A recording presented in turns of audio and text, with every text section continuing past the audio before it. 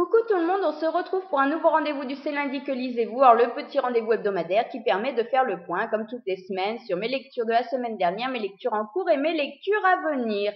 Donc je vous laissais la semaine dernière avec ma lecture principale qui était quasiment finie et qui était donc le tome 1 de Wings d'Apriline Pike, désolé, chez Pocket Jeunesse. Voilà, dans l'ensemble, j'avais beaucoup aimé la mythologie des fées mise en place dans cette nouvelle série parce qu'elle était totalement inédite. C'était quelque chose que j'avais jamais vu rencontrer. Donc voilà, le fait de ce changement, c'était assez plaisant. En plus, ça se mettait assez vite en place. Donc je passais au moins avec le début un bon moment. Maintenant, ça se gâtait un petit peu par la suite. C'est vrai que j'étais un petit peu dans un creux. Il y a pour moi un gros manque de rythme rendu à peu près la moitié du livre. C'est vrai qu'il se passe des choses, mais finalement pas grand chose qui retienne notre intérêt. Donc voilà, j'espérais vraiment, il devait me rester 50-70 pages à lire avant de le finir. J'espérais vraiment un final de malade, un truc énorme qui relance mon intérêt et qui me donne vraiment envie de découvrir le tome 2 de la saga. Maintenant, j'ai pas trouvé ce grand final que je voulais. Voilà, c'est un final qui pour moi est assez banal. Oui, les choses sont en cours, histoire de nous donner envie de découvrir le tome 2. Moi, à l'heure actuelle, j'ai pas spécialement envie.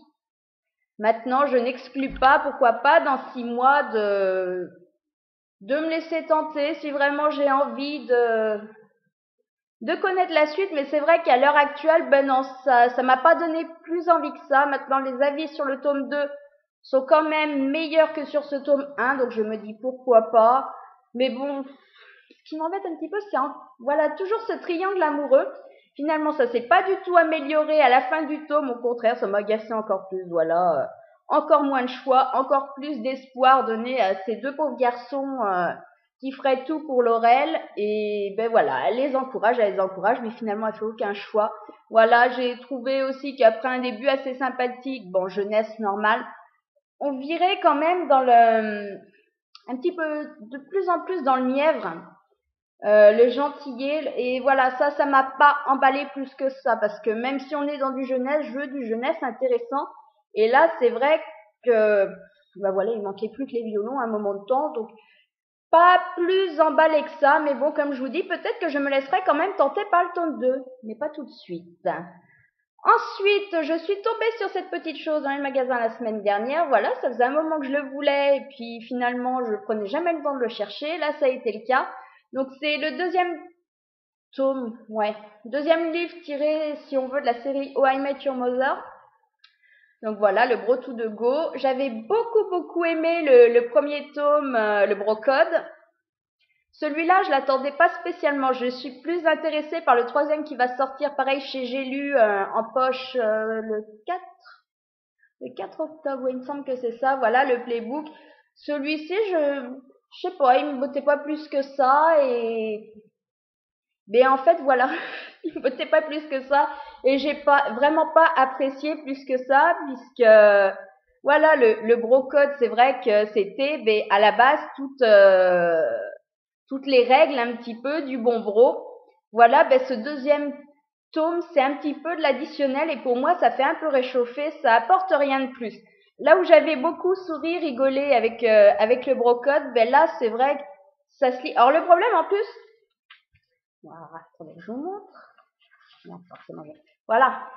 Au niveau de la mise en page, c'est un truc, le bouquin, il se lit, il fait 130 pages, je crois bien, mais il se lit en un quart d'heure. Donc voilà. Quitte à le lire vite, j'aurais voulu sourire et le problème, c'est que j'ai trouvé que voilà, là, c'était plus un livre pour faire un livre.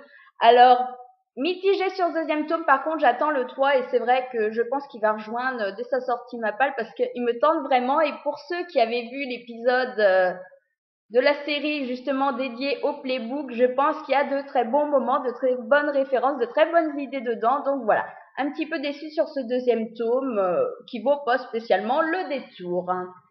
Ensuite, j'ai fini ma deuxième lecture en cours de la semaine dernière qui était juste commencée et qui était Toi contre moi de Jenny Donham, donc chez Pocket. Voilà, je voulais un drame, enfin je m'y suis mise. Maintenant, j'ai passé un bon moment. Franchement, ça se lit bien, les pages se tournent. Maintenant, je pense que... Alors déjà, le résumé, voilà, je vous ai dit que j'avais pas compris le résumé comme ça se passait en fait vraiment dans le livre.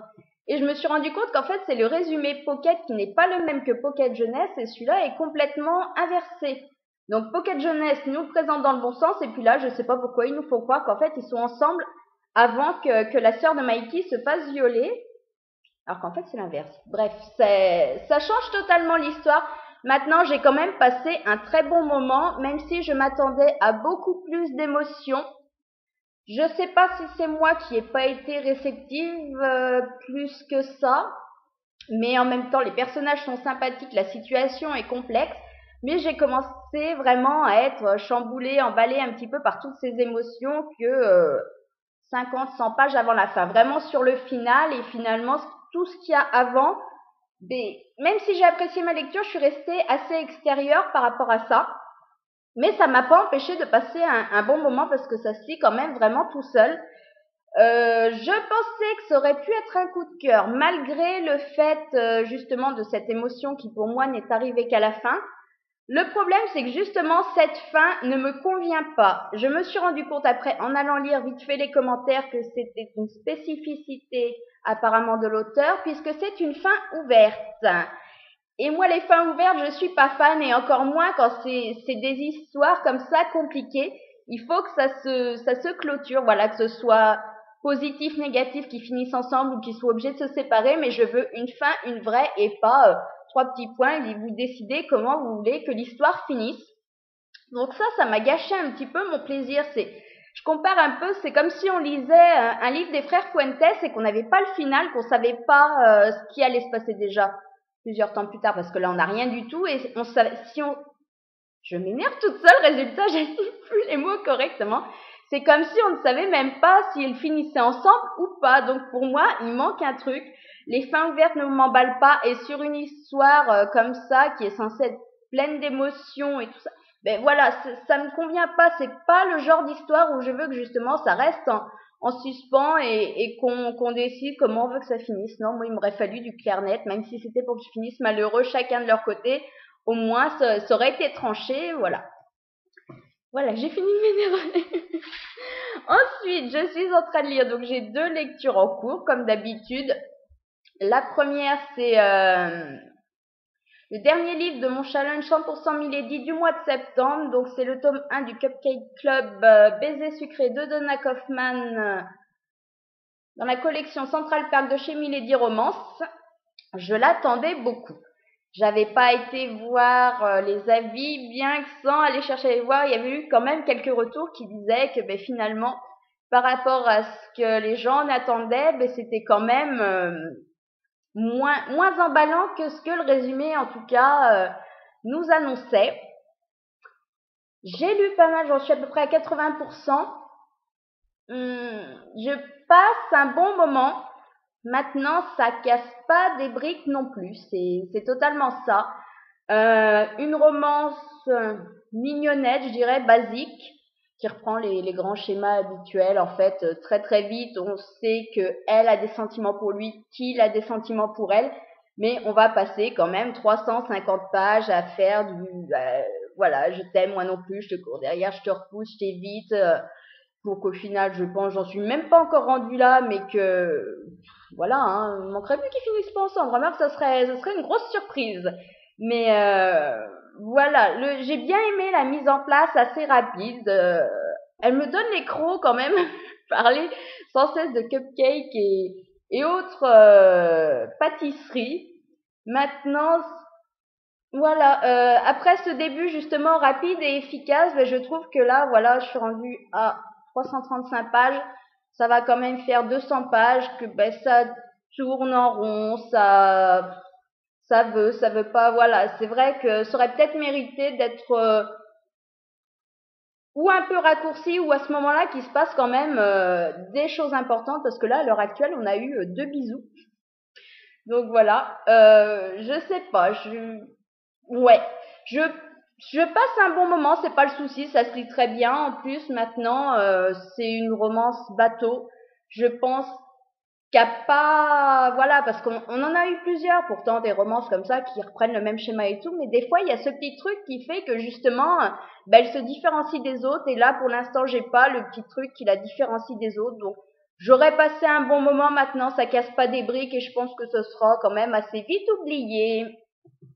Ma deuxième lecture en cours, donc elle est sur le Kobo, et c'est Easy de Tamara Weber. Donc je vous en parlais la semaine dernière, qui me faisait très envie, qui est en VO, et je l'ai commencé, mais alors tout doucement, parce qu'en fait, voilà, au bout de 3 chapitres, j'étais déjà très bien dedans. Ça passe très très bien. Si ça continue comme ça, voilà, ça va se lire très vite, et ça sera très positif, voire même un coup de cœur, hein, mais enfin on va pas s'engager au bout de 3 chapitres. Voilà, par contre ça passe extrêmement bien, c'est vraiment une excellente lecture, donc justement plutôt que de lire un peu les deux, et je sais que le problème c'est que celui-ci, j'avancerais pas si j'étais à fond dans l'autre, donc j'ai préféré mettre un petit peu en pause celui-ci pour le moment, finir le Cupcake Club, et donc le reprendre, le savourer à fond après. Donc voilà, pour l'instant que du positif, j'ai pas trop en dire. Maintenant, j'étais assez surprise par le premier chapitre. Je m'attendais pas du tout à un chapitre d'introduction comme celui-ci. Mais voilà, un très bon moment. Donc, normalement, il n'y a pas de raison pour que ça continue à mal passer. Mes lectures à venir, je n'en ai sorti qu'une. Une que je sais que je ferai, étant donné qu'on a prévu de se le faire cette semaine avec les filles en lecture commune. Et ce sera donc Les Faucheurs sont les anges d'Alden Bell. Donc, c'est chez Bragelonne. Voilà, il avait rejoint la palle dès sa sortie. Il me tentait, je le sortais jamais. On l'a toutes les trois, donc voilà, on s'est dit pourquoi pas cette semaine se le sortir. Et en même temps, il n'est pas super long, il fait moins de 300 pages, donc voilà, les critiques sont positives, on a toutes les trois envie de le découvrir. Donc on se lance. Donc voilà pour mon C'est lundi que lisez-vous. Voilà. Je suis désolée. Quand ça veut pas s'enchaîner, ça s'enchaîne pas. Donc les prochains rendez-vous vidéo, je vais enregistrer, je pense, tout de suite pour publier demain. Donc mon bilan du challenge 100% Milady, avec le bilan justement de mes lectures de septembre et mes objectifs d'octobre avec mes choix de livres.